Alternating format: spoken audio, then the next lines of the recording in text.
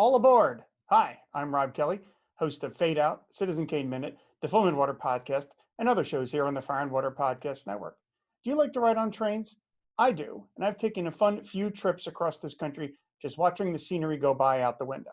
Luckily for me, nothing horrible has ever happened on any of these jaunts, but that's not something that can be said about the passengers of 1974's Murder on the Orient Express.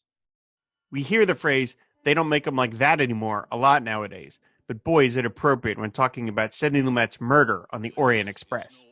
Legend has it that Agatha Christie, the best-selling author of all time, had grown tired of the less-than-stellar adaptations of her books and had pretty much decided to stop selling the rights to Hollywood.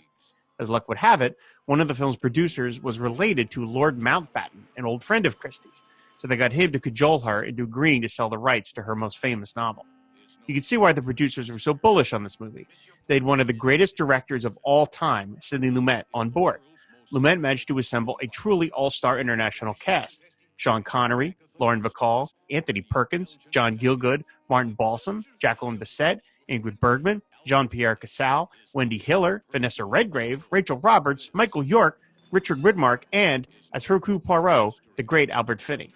Finney's performance, his only time as the legendary detective, is a riot.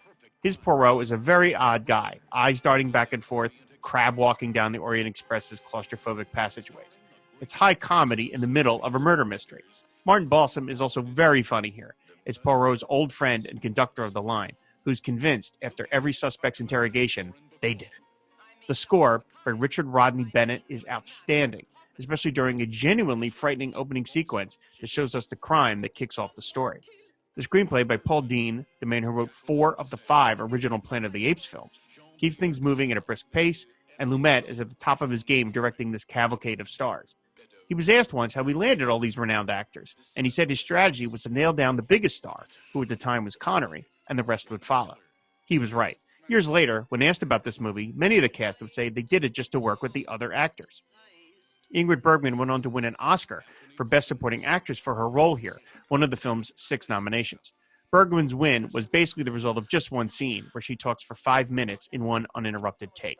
On a personal note, I also enjoy seeing the character actor George Coulouris, Mr. Thatcher from Citizen Kane, show up here as a slightly daffy doctor.